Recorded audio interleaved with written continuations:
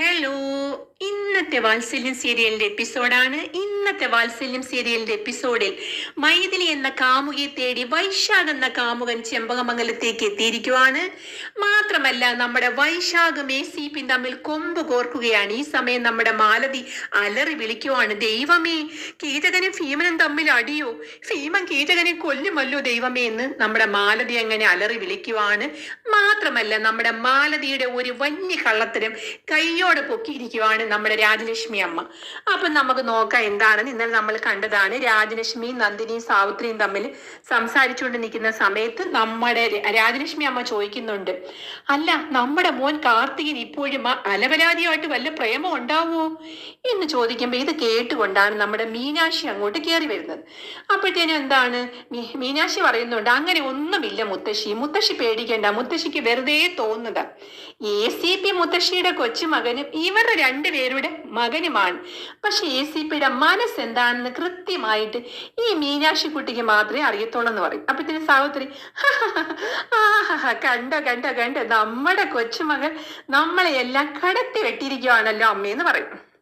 അപ്പൊ മീനാക്ഷി വീണ്ടും പറയും, മുത്തശ്ശി, ഞാൻ പറയുന്നത് സത്യമാണ്, ACPക്ക് അവളോട് വെറും സഹതാപം മാത്രമേ ഉള്ളൂ എന്ന് പറയും. അപ്പൊ വീണ്ടും നമ്മുടെ സാവിത്രി, കേട്ടോ നന്ദിനി ഏട്ടത്തി, നമ്മുടെ മകനെ നമ്മുടെ മരുമകൾ പാടിച്ച് വെച്ചിരിക്കുവാണെന്ന് പറയും. അപ്പൊ സാവിത്രി വീണ്ടും പറയും, സാവിത്രി എന്നിട്ട് വേണം, എന്റെ മരുമകൾ എന്ത് നല്ല മരുമകളാണ്, ഇവളെ എനിക്ക് മരുമകളായി കിട്ടിയത് എന്റെ അച്ഛനമ്മമാർ ചെയ്ത സുഹൃതമാണ്, ഇവളെന്റെ പുണ്യാണെന്ന് പറയും. ഇത് കേട്ടപ്പോഴേ നമ്മുടെ മീനാക്ഷിക്കുട്ടിയുടെ കണ്ണുകളൊക്കെ നല്ല വെള്ളാരം കല്ല് പോലെ എന്താണ് അങ്ങോട്ട് തിളങ്ങാൻ തുടങ്ങി. ഇത് കേട്ടുകൊണ്ട് മൈഥിലി അവിടെ ഒളിഞ്ഞ് പാത്തു നിൽക്കുന്നുണ്ട്.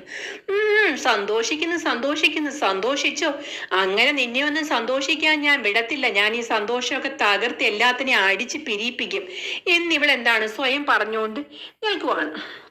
അപ്പോഴത്തേനും നമ്മുടെ രാജലക്ഷ്മി അമ്മ പറയുന്നുണ്ട്, ഈ എൻ്റെ മകളുടെ നാവിൽ മഹാലക്ഷ്മി കുടിയേറിയിരിക്കുക, നീ ഇപ്പോഴാ മോളെ ശരിക്കും ഒരു അമ്മയായി മാറിയിരിക്കുന്നു, എനിക്ക് നിന്നെ എന്തുമാത്രം ഇഷ്ടമായെന്നറിയോ, ഇപ്പോഴാണ് നീ എൻ്റെ മോളായി തീർന്നേന്ന് പറയും. എന്നിട്ട് പറയും, അമ്മേ, എന്തോ അമ്മേ, മനസാന്തരപ്പെട്ട എൻ്റെ പൊന്നു മോൾക്ക് ഈ അമ്മയുടെ വക ഒരു സമ്മാനം ഉണ്ടെന്ന് പറയും.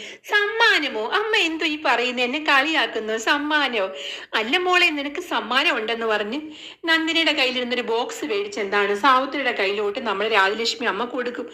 എന്തോ അമ്മ ഇത്, നീ തുറന്നു നോക്ക് എന്ന് പറയും. തുറന്നു നോക്കുമ്പോൾ നല്ല അടിപൊളി ഒരു 2 ലെയറൊക്കെ ഉള്ള ഒരു നെക്ലസ് ആണ് കിട്ടിയിരിക്കുന്നത്, സ്വർണത്തിന്റെ. അതിലോട്ടൊക്കെ ഒന്ന് തടവിയിട്ട് കരയുവാ. എന്തിനാ നീ കരയുന്നത്? എനിക്ക് വയ്യ, എനിക്ക് സന്തോഷം സഹിക്കാൻ വയ്യ, ഞാൻ മരിച്ചാലും എനിക്ക് ഇനി സാരമില്ല, എനിക്ക് വയ്യ എൻ്റെ അമ്മേ, എനിക്ക് സന്തോഷമായി, എൻ്റെ അമ്മ എനിക്ക് ഇതൊക്കെ തരുന്നല്ലോ എന്ന് പറയും. മോളെ, ഞാൻ ഇത് സ്വപ്നമാണോ അമ്മയെ കാണുന്നത്, ഞാൻ സ്വപ്നം കാണുകയാണോ എന്ന് പറഞ്ഞ ആ മാല എന്താണ് സന്തോഷത്തോടു കൂടി തടവിക്കൊണ്ട് ഞാൻ സ്വപ്നം കാണുകയാണോ എന്ന് ചോദിക്കുമ്പോൾ നമ്മുടെ നന്ദിനി പറയുന്നുണ്ട്, സ്വപ്നമൊന്നും അല്ല സാവിത്രി, അത് സത്യമാണത്, സ്വപ്നമേ അല്ല എന്ന് പറയും. നന്ദിനിയായിട്ട് സത്യമാണല്ലയോ എന്ന് പറയുമ്പോഴത്തേനും അങ്ങ് എന്ത് ചെയ്യുക, കരയുക ചെയ്യുന്നത്. ഇത് കണ്ടിട്ട് നമ്മുടെ മീനാക്ഷി കുട്ടിക്ക് വളരെ സന്തോഷമായി. മീനാക്ഷി കുട്ടിയുടെ കണ്ണീർ നിന്ന് കണ്ണീര് വരുന്നുണ്ട്, കാരണം അമ്മ ഇത്രമാത്രം സന്തോഷിക്കുന്ന കണ്ടല്ലോ. അപ്പോഴത്തേനും നമ്മുടെ മുത്തശ്ശി പറയുന്നുണ്ട്, ആ മൈഥിലിയെ നമുക്ക് ഇവിടെ നിന്ന് ആടിച്ചിറക്കണം, അതിന് നമ്മൾ എല്ലാവരും ഒരുമിച്ച് നിൽക്കണമെന്ന് പറയുന്നുണ്ട്. അപ്പം പറയും, ഇപ്പൊ വേണമെങ്കിൽ അമ്മേ, ഞാൻ അവളെ പിടിച്ച് വലിച്ച് ഞാൻ അവള് റോഡിലേക്ക് ഇടാം അമ്മയെന്ന് പറയും. അമ്മയ്ക്ക് കാണണോ ഞാനിപ്പോ അത് ചെയ്യുന്നേന്ന് പറയും. ഈ മാലയും കൂടെ കിട്ടിയതില്ല അതിന്റെ ആവേശം. അപ്പോഴത്തേനും സാവിത്രി എടുത്ത് പറയും, അങ്ങനെ അല്ല സാവിത്രി വേണ്ടത്, കാർത്തിക് നമ്മുടെ മകനാ, അവളെ അവന്റെ അനുഭവത്തോട് കൂടി പറഞ്ഞ് നമുക്ക് ഇവിടുന്ന് അയക്കണം, അതാണ് അതിന്റെ ശരിയെന്ന് നമ്മുടെ നന്ദിനി പറയും. അപ്പോഴത്തേനും രാജലക്ഷ്മി അമ്മ പറയും, ശരിയാ, നന്ദിനി പറഞ്ഞതാണ് അതിൻ്റെതായ ശരിയെന്ന് പറയും. അല്ലമ്മേ, ഞാൻ വേണമെങ്കിൽ അവളെ വലിച്ച് എന്ത് ചെയ്യാം, റോഡിൽ അറിയാന്ന് പറയും. വേണ്ടാന്ന് പറയും, ഇപ്പം വേണ്ടാന്ന് പറയും, അവനെ കൊണ്ട് തന്നെ നമുക്ക് ചെയ്യിപ്പിക്കാന്ന് പറയും. ഇതെല്ലാം കേട്ടുകൊണ്ട് ഇവള് പതുങ്ങി അവിടെ നിന്നിട്ട് പറയും, ഒരിക്കലും നടക്കാൻ പറ്റാത്ത മോഹം ഒന്നും നടക്കാൻ പോകുന്നില്ല, എല്ലാത്തിനോടും പ്രതികാരം ചെയ്യാനായി ഞാൻ ഈ ചെമ്പകമംഗലത്ത് തന്നെ താമസിക്കും, സത്യം സത്യം സത്യം എന്ന് മനസ്സിൽ ഇവളിങ്ങനെ പറഞ്ഞുകൊണ്ടിരിക്കുവാണ് ചെയ്യുന്നത്. പിന്നെ കാണിക്കുന്ന നമ്മുടെ മാലതീനെയാണ് കാണിക്കുന്നത്. മാലതി അങ്ങനെ വീശി ആടിക്കൊണ്ട് എന്താണ് ഇന്ദ്രജയുടെ കയ്യിൽ നിന്ന് കിട്ടിയ ആ കവറുമായിട്ട് അങ്ങനെ വന്നുകൊണ്ടിരിക്കുക. പതുങ്ങിയാണ് മുറ്റത്തൊക്കെ ഇങ്ങനെ നോക്കുക പുള്ളിക്കാരി. ഇങ്ങനെ നോക്കി വളരെ പേടിച്ചിട്ട് ഈ ബാഗ് കൊണ്ട് തന്നെ ഈ കവർ ഒന്ന് കുറച്ച് ഭാഗം ഒന്ന് മറച്ചു വെച്ച് ഇങ്ങനെ വരുന്ന സമയത്ത് ആരുമില്ല. എന്തായാലും പൂമുഖത്ത് ആരുമില്ല. കേറാവുന്ന വന്ന് കേറി. എന്റെ ആ നാശിച്ച അമ്മായിയമ്മ കണ്ടാൽ എന്റെ കഥ കഴിക്കും എന്ന് പറഞ്ഞ് അകത്തോട്ട് കേറുന്ന സമയത്ത് കേറിയിട്ട് എന്താണ് ഈ പതുങ്ങി അങ്ങോട്ട് അകത്തോടെ അങ്ങ് പോകാൻ പോകുന്ന സമയത്ത് നമ്മുടെ രാജലക്ഷ്മി അമ്മ പറയും, നിൽക്കടി അവിടെ എന്ന് പറയും. അപ്പൊ തന്നെ ഇവള് പതുങ്ങി അവിടെ എന്താണ് എന്നിട്ടിങ്ങനെ തിരിഞ്ഞു നോക്കും. അപ്പൊ രണ്ടുപേരും തമ്മിൽ ഇങ്ങനെ കൊമ്പ് ഓർത്തി മുഖത്തോട് മുഖം നോക്കി ഇങ്ങനെ നിൽക്കുവാണ് കുറച്ചു നേരത്തേക്ക്. അത് കഴിയുമ്പോഴത്തേനും നമ്മുടെ രാജലക്ഷ്മി അമ്മ എന്ത് ചെയ്യും, നടന്ന് അങ്ങോട്ട് വരും. അടുത്തോട്ട് വന്നിട്ട്, എടി നീ സ്കൂളിലെ പ്രിൻസിപ്പോളായ കാര്യം എന്തുകൊണ്ടാണ് എന്നോട് പറയാതിരുന്നത് നോക്കും. നിനക്ക് ജോലി കിട്ടിയ കാര്യം ഞങ്ങളൊക്കെ അറിയുന്നത് വലിയ സന്തോഷമല്ലേ, അത് സന്തോഷകരമായ കാര്യമല്ലേ എന്ന് ചോദിക്കും. ജോലി കിട്ടിയത്. അമ്മ എന്താ പറയുന്നത്? എനിക്ക് സ്കൂളിൽ ജോലി കിട്ടിയോ? പ്രിൻസിപ്പോളോ? അമ്മ എന്തോ ഈ പറയുന്നത്? അപ്പൊ നിനക്ക് ജോലി കിട്ടിയില്ലല്ലേ? അപ്പോൾ ഇത്രയും നേരം നീ എവിടെ ആയിരുന്നു എന്ന് ചോദിക്കും. അത് ഞാന് അമ്മേ സ്കൂളില് എന്ന് പറയും. പറമാലതി നീ എവിടെ പോയിരിക്കുവായിരുന്നു പറയും. എന്റെ മകൻ ജഗദീഷ് ബിസിനസ് കാര്യത്തിനായി പലയിടത്ത് പോകുന്ന സമയത്ത് നീ എന്നോട് പോലും പറയാതെ ഒരു കറങ്ങി നടക്കുണ്ടല്ലോ, അത് ഇവിടെ ശരിയാവത്തില്ല. നീ സത്യം പറ, നീ എവിടെ പോയിരിക്കുവായിരുന്നു ചോദിക്കും. ഇത്രയും നേരം നീ എന്തുവായിരുന്നു, സ്കൂളിലായിരുന്നു എന്ന് ചോദിക്കും. അമ്മ ഞാൻ സ്കൂളിലായി. ഇത്രയും നേരം നീ സ്കൂളിലായിരുന്നോടി വൈകുന്നേരം വരെ എന്ന് ചോദിക്കും. അപ്പോഴത്തേനും എന്താണ് ആലോചിക്കുകയോ ചെയ്യുന്നത്, എന്തുവാണെന്ന് കണ്ടുപിടിക്കുക. അത് സ്കൂളിലെ ആനിവേഴ്സറിയെ കുറിച്ച് ഒരു മീറ്റിംഗ് ഉണ്ടായിരുന്നു അമ്മേ, അതാ ഞാൻ ഇത്രയും നേരം താമസിച്ചെന്ന് പറയും. ആനിവേഴ്സറിയുടെ ചുമതലയൊക്കെ നിന്നെയാണോ അവര് ഏൽപ്പിച്ചിരിക്കുന്നത് സ്കൂളുകാരൻ ചോദിക്കും. അത് ഞാൻ ആ കുട്ടികൾക്ക് പാട്ടും ഡാൻസും എല്ലാം സെലക്ട് ചെയ്ത് കൊടുക്കുന്ന ഞാനാ എന്ന് പറയും. അത്രയും വലിയ സ്കൂളില് ഡാൻസ് ടീച്ചറും നല്ല പേര് കേട്ട നല്ല മ്യൂസിക് ടീച്ചറും ഉള്ളപ്പോൾ നിന്നോടാണോ അവര് പറയുന്നത് എന്താണ് പാട്ടും ഡാൻസും എല്ലാം സെലക്ട് ചെയ്ത് കൊടുക്കാൻ? മാലതി കള്ളത്തരം പറയുന്നതിനും അതിനെ വേണം ഒരു ലോജിക്ക് എന്ന് പറയും. അപ്പോഴത്തേനും ഇവള് അമ്മേ ഞാന് പറമാലതി നീ എവിടെ പോയിരിക്കുവായിരുന്നു ഇത്രയും നേരം?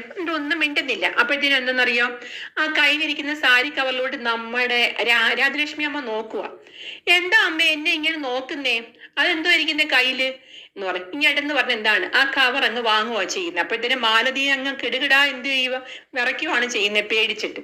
എന്നിട്ട് എന്താണ് മേടിച്ചിട്ട് കവർ തുറന്ന് ആ ബോക്സ് തുറന്ന് നോക്കുകയെന്ന്. ഇത് സാരിയാണല്ലോ ഇത് എന്ന് പറയും.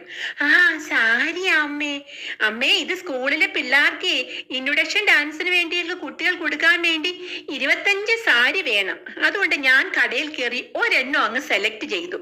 എന്നിട്ട് അവരോട് പറയാം ഇതേപോലത്തെ എല്ലാവരും വാങ്ങാൻ പറയാം.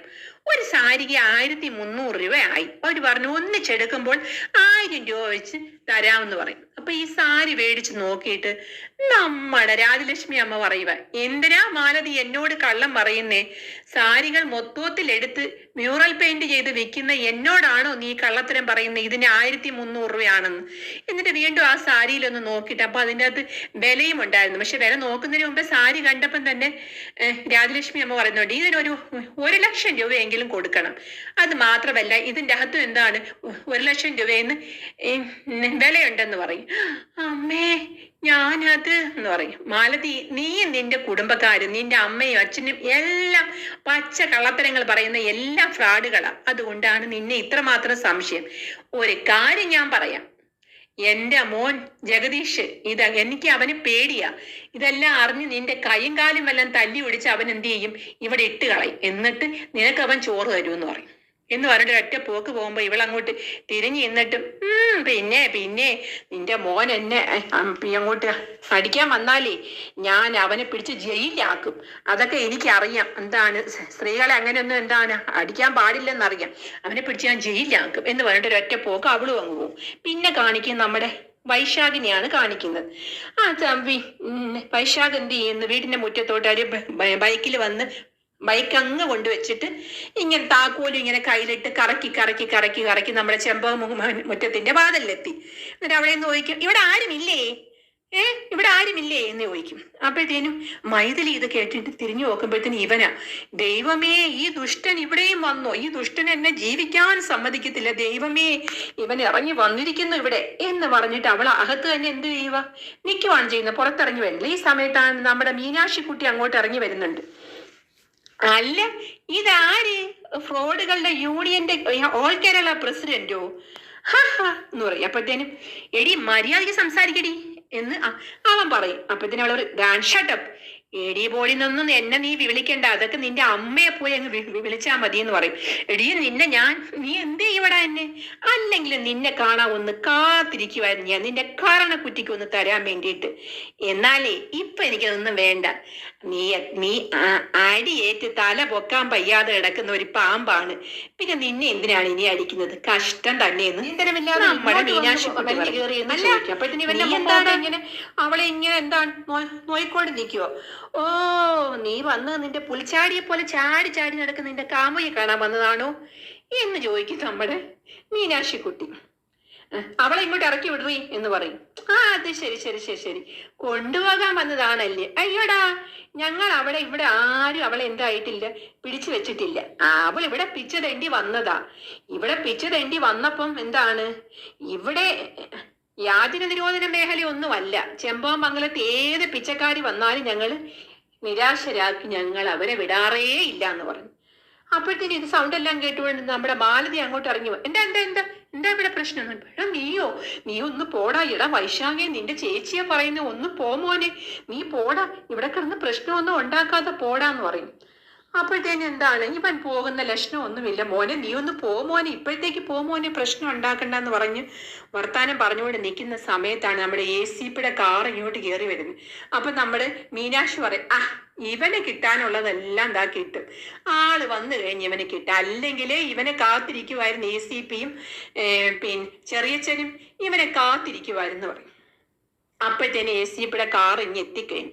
കാർ ഇങ്ങ് എത്തിയപ്പോഴത്തേനും എന്താണ്, ACP കാറിൽ നിറങ്ങുന്ന കണ്ട ഉടനെ നമ്മുടെ മാലതി പറയോ, ദൈവമേ, കീടകനും ഭീമനും തമ്മിൽ അടിയാ, ഭീമൻ കീടകനെ കൊല്ലുകയും ചെയ്യുമല്ലോ എന്നെന്താണ് വിളിച്ചു പറയുന്നത്. എന്നിട്ട് അടുത്തോട്ട് എത്തുമ്പോഴത്തേനും എന്താണ്, ഇവൻ അടുത്ത് വരുവായിരുന്നു. എന്താന്ന് ചോദിക്കും വൈശാഖിന്റെ അടുത്ത്. അതെന്റെ പെണ്ണിനെ കൊണ്ടുപോകാൻ വന്നിയ. നിന്റെ പെണ്ണോ? ഏത് പെണ്ണ്? അങ്ങനെ ഒരു പെണ്ണ് ഇവിടെ ഉണ്ടോ?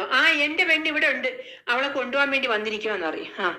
അവളെ ഇവിടെ ആരും എന്തായിട്ടില്ല, ഞാനിവിടെ പിടിച്ചു വെച്ചിട്ടില്ല. അവള് പോയിസൺ കഴിച്ച് ചാവാൻ കിടന്നപ്പം അവിടുന്ന് എടുത്തുകൊണ്ട് പോയി ഞാനൊന്ന് രക്ഷിച്ചു അവളെ.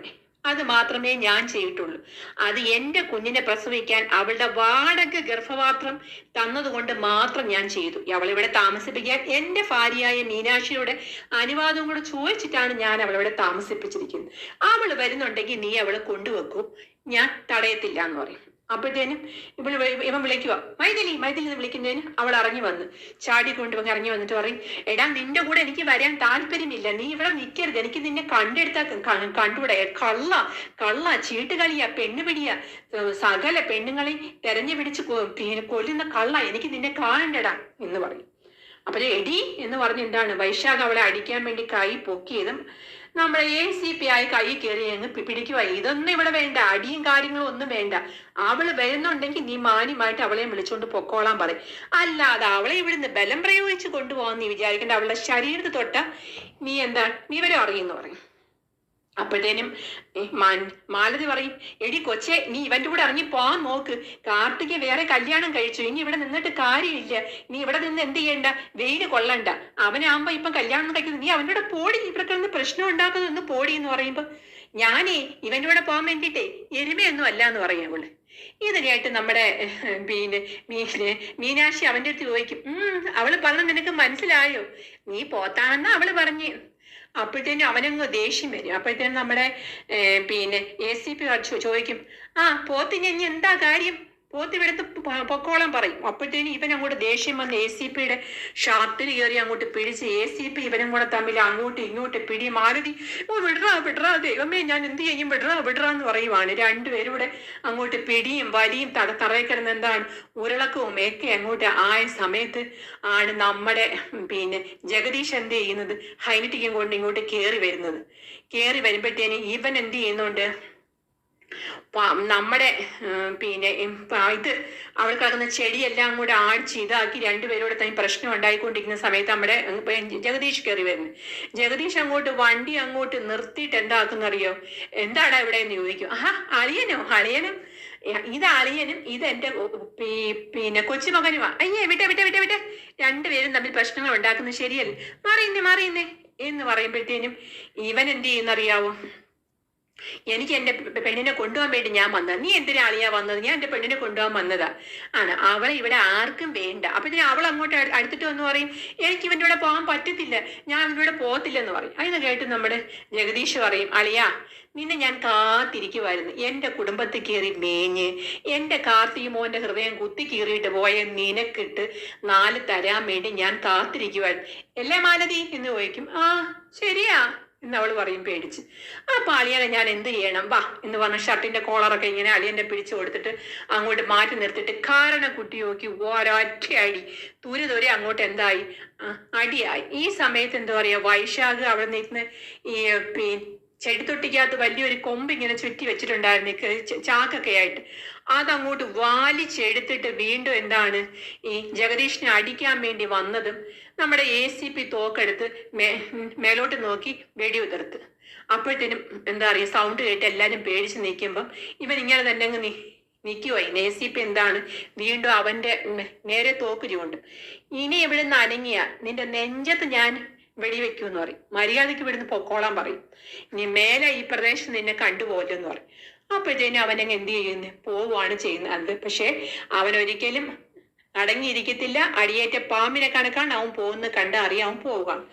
പിന്നെ പിറ്റേ ദിവസം കാണിക്കുന്നത് നമ്മുടെ ഈ മീനാക്ഷി കുട്ടിയാണെങ്കിൽ കിച്ചണിലിരുന്ന് എന്ത് ചെയ്യുക, കുറെ ഏത്തക്ക എടുത്ത് അരിഞ്ഞോണ്ടിരിക്കുവാണ്. നല്ല പഴുത്ത ഏത്തക്ക വാഴയ്ക്കപ്പം ഉണ്ടാക്കാൻ വേണ്ടിയിട്ടാണ് എറിഞ്ഞുകൊണ്ടിരിക്കുന്നത്. പഴംപൊരി. എന്നിട്ട് പറയുവാണ്, ഇന്ന് എൻ്റെ ACPക്ക് ഇഷ്ടപ്പെട്ട പഴംപൊരി ഞാൻ ഇന്ന് ഉണ്ടാക്കി കൊടുക്കും എന്ന് പറഞ്ഞ് പഴംപൊരി എല്ലാം പഴംപൊരിക്ക് വേണ്ട പഴം എല്ലാം അരിഞ്ഞുകൊണ്ടിരിക്കും.